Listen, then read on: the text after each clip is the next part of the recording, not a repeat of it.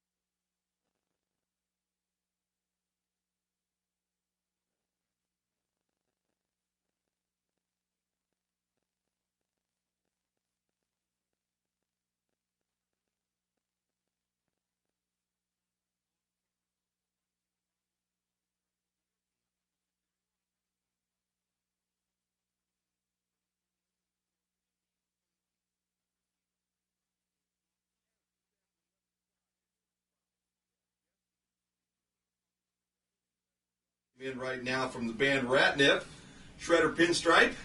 Shredder, good to see you this morning. Oh, it's good to see you, man. Thanks for having us on. It's great to have you. And when you brought your drummer along, is that just something that all guitar guys have to have a drummer with them? JT, also welcome. Somebody's got to keep the time. Thanks for having us. I have noticed I've been around a lot of bands in my life, and it seems like the lead guitar player and the drummer always end up the same place. And I think you're right, JT. When you stop beating, they stop walking. They need to have that beat behind them to keep things rolling. Oh, yeah, we got to carry them along. Keep Keep them on track. Well, that's a good thing. And it looks like you're doing exactly that with them this morning, huh? Oh, yeah. We're hanging right in there. Doing well. That's good. Shredder, talk to me just a little bit. Basically you're a Jersey guy who decided a couple of years ago you wanted to get into rock and roll. Yeah, a couple of years ago, man. All of my influences growing up, and figured like I just had to do it. It's it's a life experience. When did you pick up the first guitar? When did you start playing? Really, it was about 7-8 years ago, something like that. And Okay. about 5 years ago, I started taking it seriously and wanted to continue my studying online and contacting all my mentors and furthering my education, which I'm still doing. Yeah, you're still a pretty young guy at this point in time, right? I guess some would say, I guess. You're still kind of when you look at a guy like me, who's an old guy, obviously, and I've been around the block a couple of times. You've not been around the block quite as many times as what I have. But what were you doing at that point in time? 8 years ago, that made you decide that, hey, I don't want to do this anymore. It's time to go do something else. Really, I gotta say, it all came down to one song, actually. A song that just kind of, as soon as I heard the guitar solo, it changed my life and made me decide that's what I want to do, is play. I decided I wanted to take music seriously instead of just listening to it, so I wanted to be a musician. I'll be darned. What part of Jersey are you from? Asbury Park. There you go. Well, you got to be in music if you're from Asbury Park. Right? A lot of history there, yeah. Yeah, there's an awful lot of history right there. Yeah, no doubt about that. The Boss kind of hung around that way and wrote a few songs about that.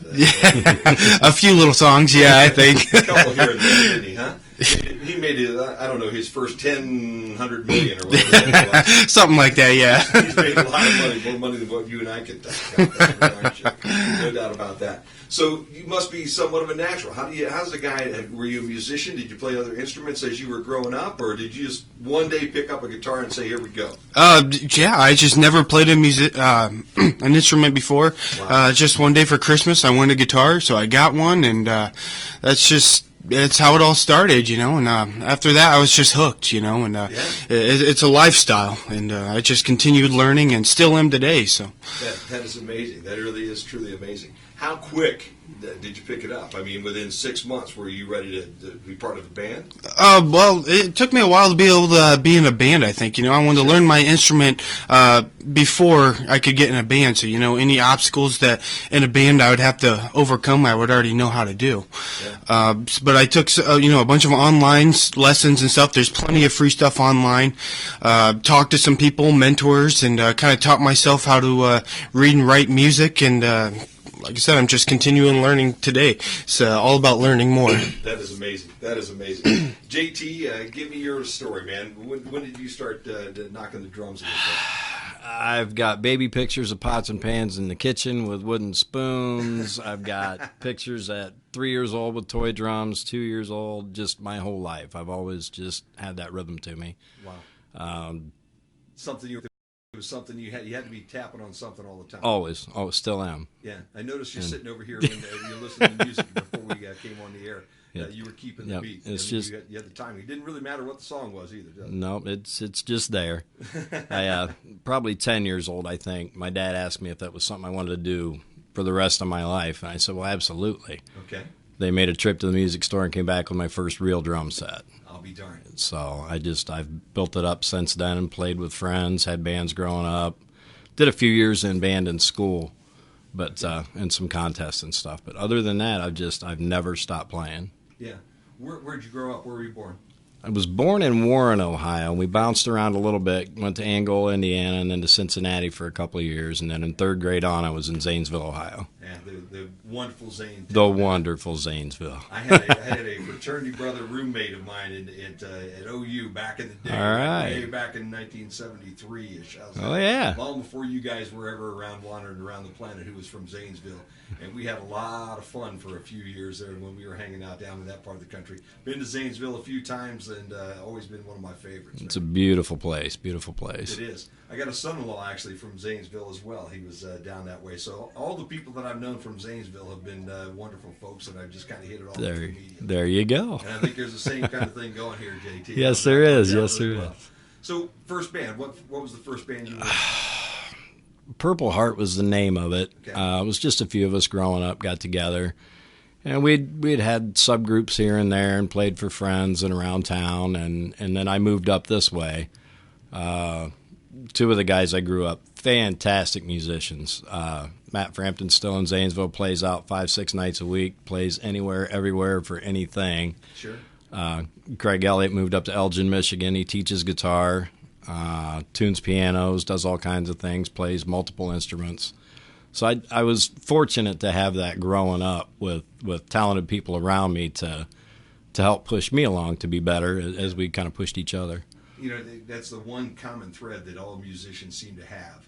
You either hit it in with the right group of people and it all works really well and it keeps the flow, or you hit the wrong side and you're out, and the next thing you know, you're selling burgers at Wendy's. Oh yeah, you definitely feed off each other. That's for sure. You really do. Sometimes you're in a band, you're still flipping burgers at Wendy's. Yes, you are. You're doing the same thing. Yes, you are. Shredder, your first band. What was the first band you ever were part of? There's been some just jam sessions, I think, but the first real band that started getting out there was called Tempest Metal Band. Okay. And it was based out of Detroit.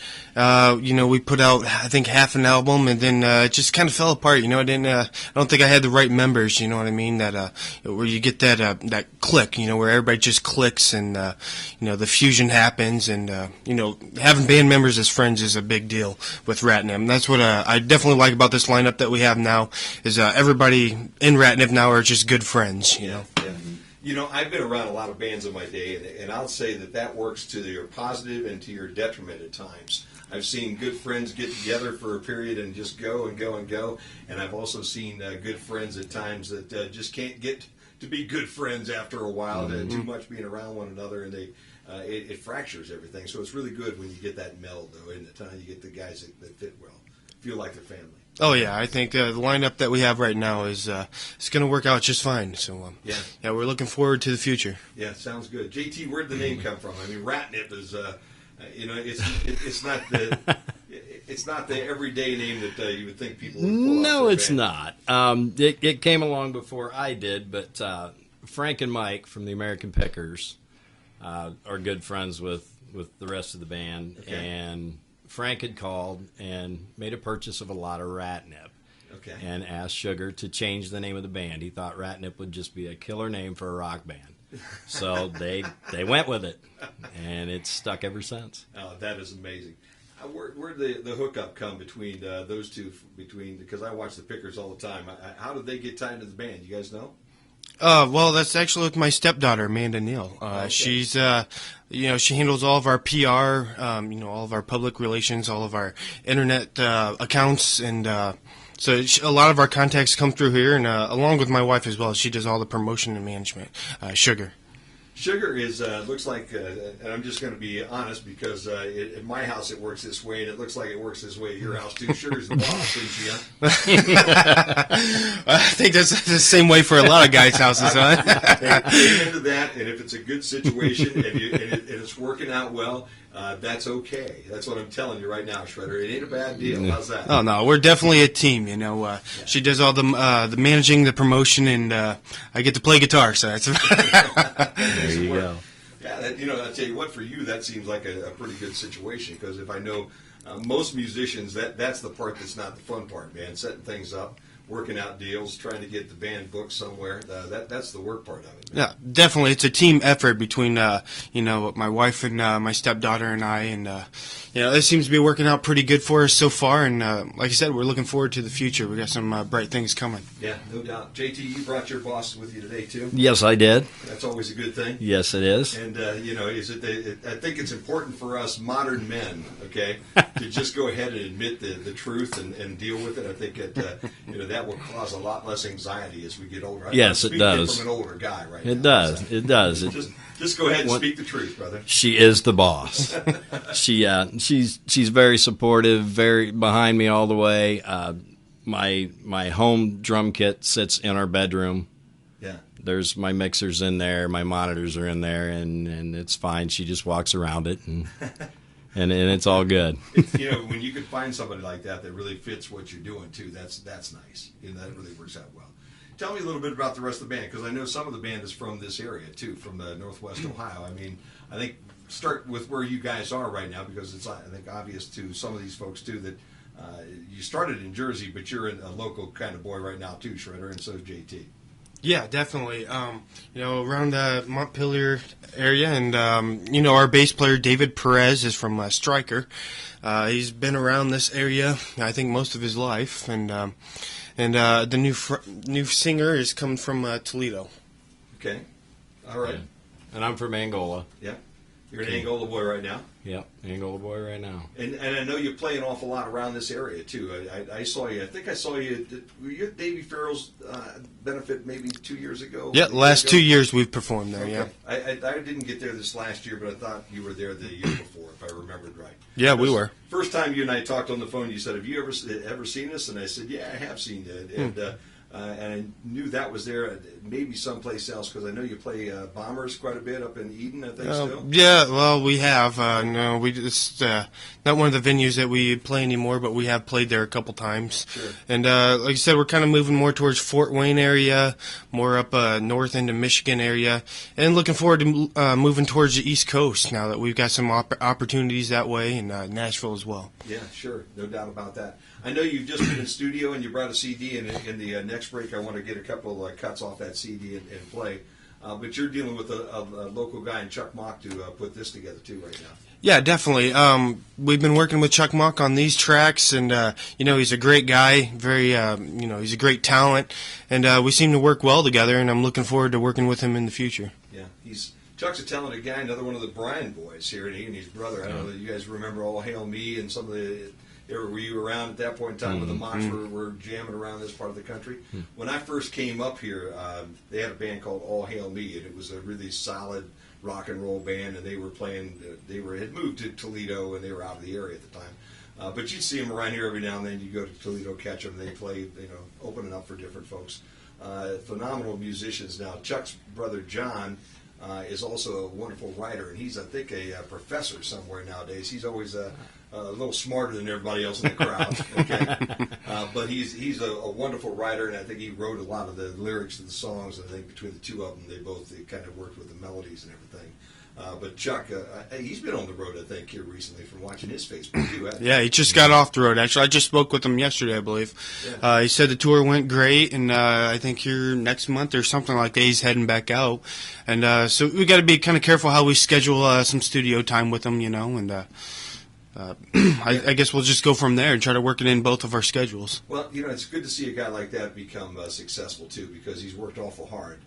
He's got a family. He's tried to juggle both sides of that, with the family and the business side, and now with the recording studio. That's good. The band that he's with, Shredder, do you recall what the name of that was? I'm trying to come up with that one right now. Maybe we can get Sugar to tell us in the break when we take it. But I saw it. I had it in my mind. It was one of the things I wanted to kind of check into before you guys sat down today. And I just watched a video of theirs on YouTube the other day too. And I can't remember. Yeah, it's just one of those names that just slips your mind. Yeah. You know what I mean? When you get to be an old dude like me, Shredder, a lot of things slip your mind. Okay? I'm going to tell you. So be thankful that most of them are there. But it's good right now to see it's not just a senior going on here for the old guy. It's not all you. It's not all you. That's good news. I'm feeling good a lot about that. Shredder, tell me just a little bit, because you in your bio and when you go to your Facebook account, you see a neoclassical guitarist. Okay. To me, before I started doing a little homework on you and research on you, I mean, the shredding part going up and down the neck, I understand that. That made a lot of sense, okay? Neoclassic guitar playing, what does that consist of? Really, it's just a modern version of classical music. Some of the guys that really made it big was like Yngwie Malmsteen. Jeff Beck was big into it. Jason Becker. Some of my influences as well. But it's just a modern rock and roll metal version of classical music, really. Yeah. Okay. And we're going to get you to do some of that here in our third section here today, because you got the amp here, and I want you to do a little shredding, and I want you to show us a little neoclassical work too. How's that? Oh, of course. I'm always ready, man. Well, you know what? I'll tell you, it's good having you guys in here. We need to take a break, get to the ONN news. When we get back, I'm going to fire up a CD player. We're going to listen to a couple of tracks, newest tracks from Ratnet.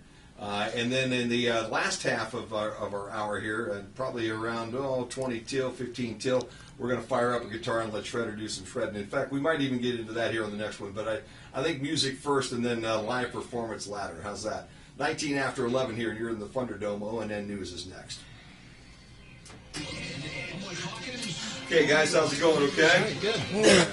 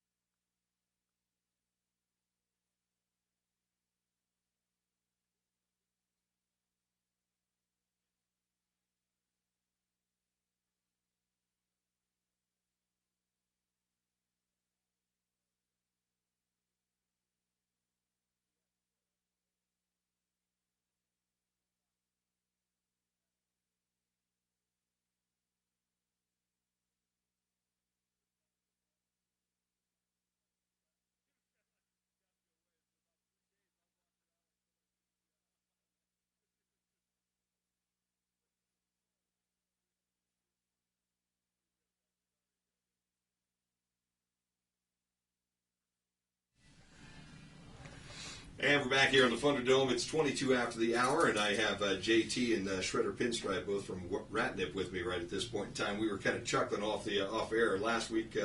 Juxtapose was in here with Jimmy Holbrook and his guys, and we had the full Monty going on, guys. I was kind of sharing that with you. It was an interesting day.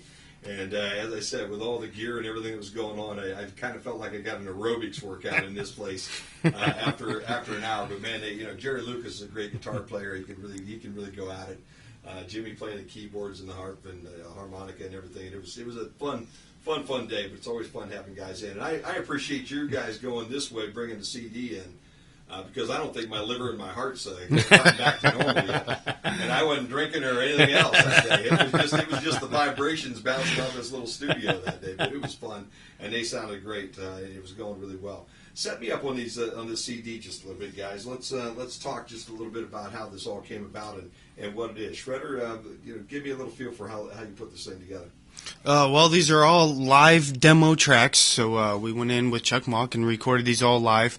The first song on it is called Terminal Velocity, and I wrote it for Ratnip, and it just is a kind of a full throttle kind of song, with a good feel, and it's just a pretty heavy hitting original song. So. Yeah. Okay. Do you write most of the music for these guys, or is it a collaboration, or how does that work? I pretty much pre-write all the music and then present it to them, and then JT will come along with his drum parts, and we all have some influences when it comes to structuring and finishing the songs off. So. Sure. So how does that work on your end, JT? Most of the time, you get a pretty good piece that you can sit there and put together. Obviously, you guys get along really well. I'll kick it around a little bit, take it home, kick it around, ask them if there's anything in specific that they want to hear at certain parts or whatever, and then just do my thing. And if they like what I've done, then we're good to go. If not, we'll change this or change that, or add or take away whatever makes it feel right. Sure. Normally, how long does it take to fine tune something like that for you guys? We take it home and let the guys do their homework for about a week or something like that, and let them toss around some ideas, and then they come back and we rehearse a couple different ideas, and then whichever one feels best, and then that's what we go with. Some of them come a little quicker than others, I'm sure. Huh? Oh, some yeah. of them just go together right away, and some of them maybe you work on for years, even at times, or not. No, they all go pretty quick. Usually I have them all structured pretty straightforward, and I, all the breaks, I tell the guys, there could be a break here, and if you want to throw in something here or something like that, and they all pick up pretty quick. And JT definitely was threw under the bus when we brought him on board, and definitely came on board and just jumped in with 2 feet. So. Well, that's good, man. That's always a good way. You want your drummer to come in with both feet at the same time. Well, I was glad to do it too. They're great guys to work with, and very forgiving and very guiding on things, and we just seem to work really well together. That's fantastic. All right, let's do this, guys. Let's play Terminal Velocity for the folks that are listening right now. Right. Again, these are rough cuts coming out of the studio right now, but these are 4 that folks are going to probably hear quite a bit of over the course of the next few months and years as they come out and watch Ratnip. All right, Terminal Velocity from Ratnip.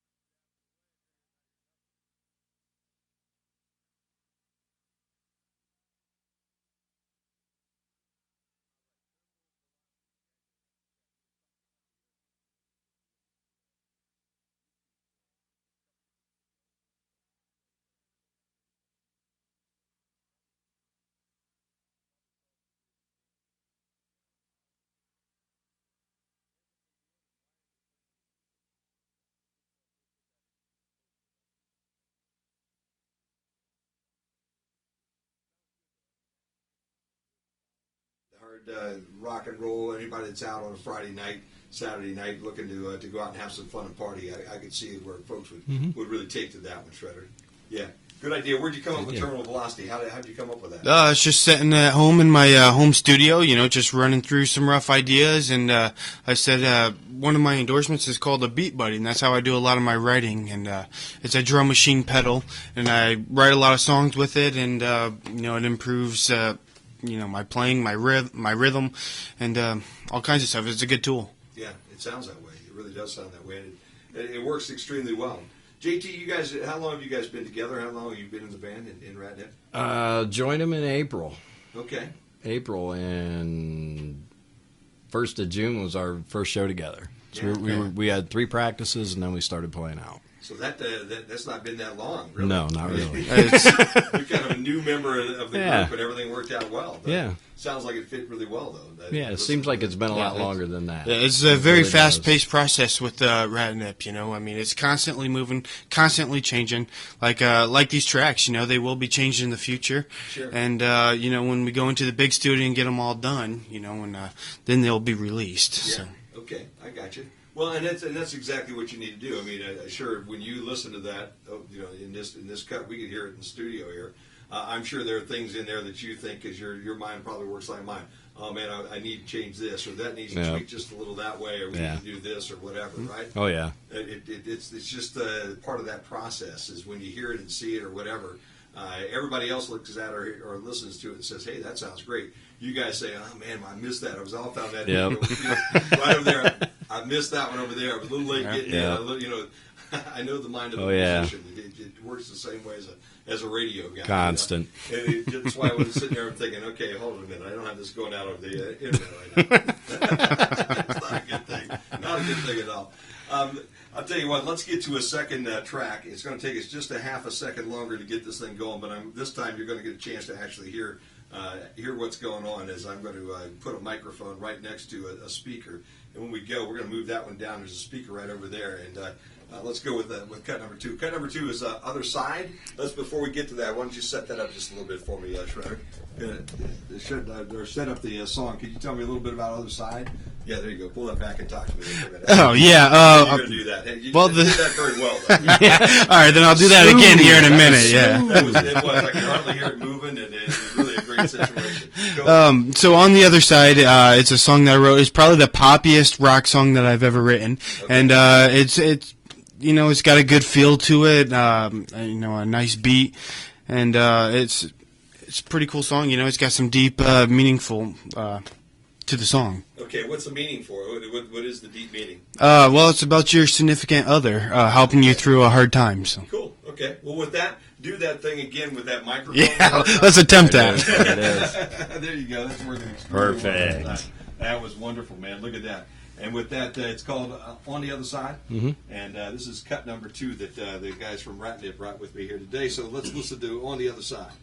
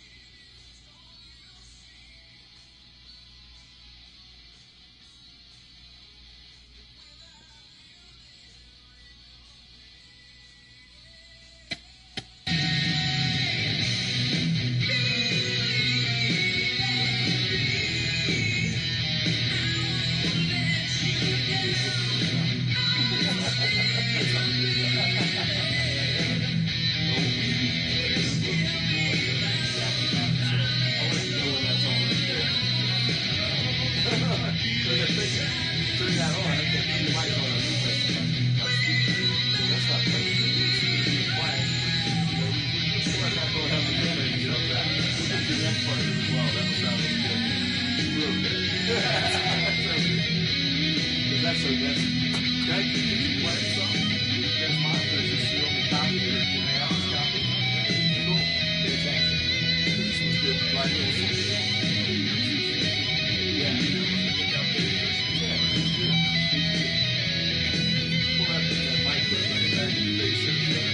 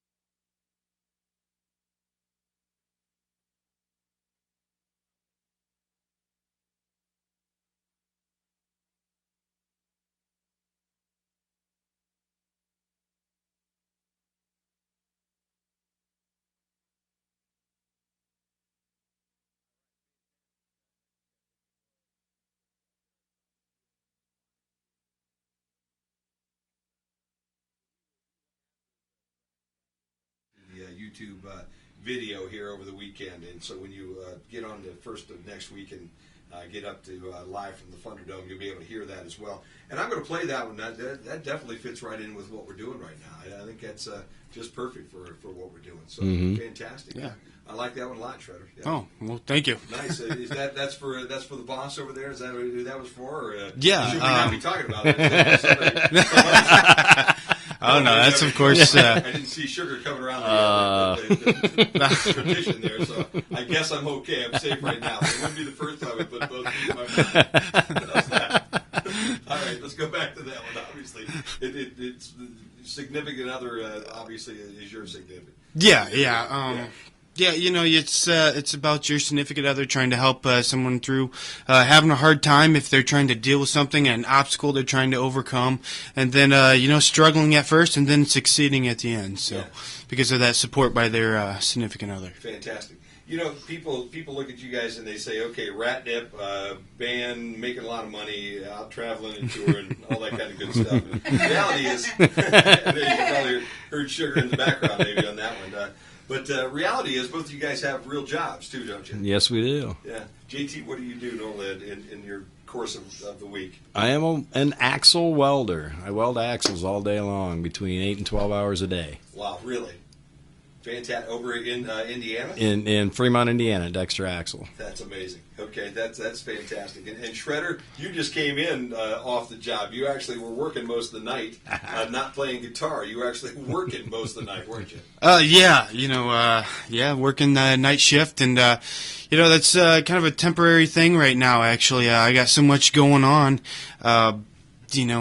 The future's looking bright, you know what I mean? And so I'm still giving online lessons, and that's starting to do well. And, all my guitar companies and endorsements, I started designing guitars for these companies. And one of them's in production, and we're talking about another one going in production. Wow, that's amazing. So tell me a little bit about some of the endorsements that you're dealing with right now. Because I think up on your Facebook page, you guys were out on the East Coast last week. Yeah. And you were out there partly because of these endorsements, too. So give me a little background on both. How's that? Okay. Well, we went to the East Coast. They asked us to tour their factories, had a meeting with the owners and the artist relations. The first one that we went to up in Emerson, New Jersey, DR Strings. It all went great with the guys. It's a great company. One of the things that separates this string company from a lot of the other string companies is that every string that comes out of that factory is handmade, and that's a big difference between a lot of the other string companies out there that have them in automatic machines. These things go through several quality inspections, and it's a small company, a small factory right now, which is getting ready to triple in size. Wow! And so DR Strings are revealing a new string later on this year, and they said it's going to revolutionize electric guitar strings. So they chose me to review and do the first demo for it at Sweetwater Sound Studios, and really looking forward to it. That Sweetwater is one of everybody's favorites, I think. I love going to Sweetwater. Okay. You guys have to. It's kind of like going. Some guys are builders, so they like to go to Lowe's, and guys who are musicians or like to be around musicians, they like to go to Sweetwater, don't they, Jim? Oh yeah, definitely. It's just home amazing. away from home. Oh, it is. It really is. It's unbelievable. And the amazing thing in another life, about 30 years ago, 25 years ago, that where that building sits right now, it used to be North American Van Lines. Okay, they used to do trucking out of that area. All right. And I used to be in the battery business, and I used to sell battery starters and alternators and train people on electrical systems. Okay, how to voltage drop in an electrical system on a Peterbilt or a Cat. How's that? And I'd been in that building and on that ground so many times. And then I went over there, a few years ago, and somebody told me, I said, "Man, this is familiar. The area is familiar. Why?" And the guy, "Oh, this is where old North American Van Lines used to be." And I went, "Oh, okay, well." And now I know I feel like I'm at home for a couple different reasons right now. But that place is amazing. The strings that you're talking about, a little heavier duty. What's going to revolutionize the world with these strings, Shredder? Well, they have a couple different coating secrets that DR is applying to these strings. Then we got a hex end on them. There's a couple other things. So they're not released yet, and hopefully by the end of this year, maybe next year, early next year, they'll be coming out with them. Yeah. So, and they already have some fantastic products out there. I'm currently using Dragon Skins 9-gauge by DR Strings, and they're great lifespan out of these strings, and also get a bright tone out of them. Yeah, sounds good. Well, I'll tell you what. We need to step away just for a minute for the Ag Report. Every day they do the Ag Report here at about this time of day, and that gives us a minute or two to set you up, because when you get back, I want to hear a little shredding. And I want to hear some neoclassical guitar out of you. How's that? All right. Shredder, Pinstripe, and JT from Ratnip with me right now at 1:45 here on WQCT. Thanks for joining us from the Kalmbach Feed Studio.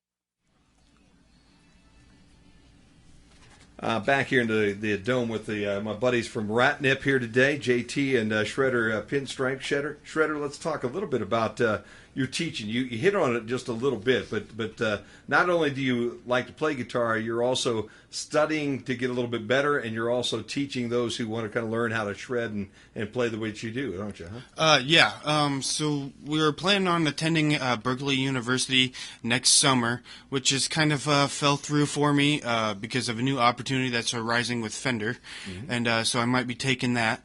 But I also Skype lessons, and I give some lessons around Hillsdale, Coldwater area. Wow. And it's more beginning to intro lead guitar to intermediate. Yeah, that's interesting. Again, it seems like you have to keep getting better. You have to learn a little bit more. You're also going to be trying to be into a contest. Did I see some sort of a contest that was out there that what is your ultimate goal? Yeah, that's not something that happens overnight, and that is playing Flight of the Bumblebee, and that's for the Guinness Book of World Record for speed playing. Okay. That's just a thing that's going to happen over time, and I mean, they got some great players out there that's doing it now, and we'll just see if I can become a contender. So, we'll be looking for that for next year. Okay. Well, that might be even one of those things when you put another 10 years under your belt. I think that a lot of the guys that are doing something like that have played, a neoclassical guitar for a number of years, haven't they? Yeah. Before you get to the point, because I've seen some of the demos, I was watching that and I'm thinking, okay, I pick around on the guitar every now and then in my sunroom on a Sunday in my underwear and everything. Okay, I'm one of those closet guitar players that sit around and kind of do what we're doing. And to imagine to do something that fast and with that kind of accuracy. Nah, it's never going to happen on my end. But I have fun with my guitar when I do it too. All right, let's do this. Could I get you to do maybe just a little neoclassical to start with, and then I think you have a track that you kind of want to deal with as well at that point in time. Is that okay? Yeah, sure. Dynamite.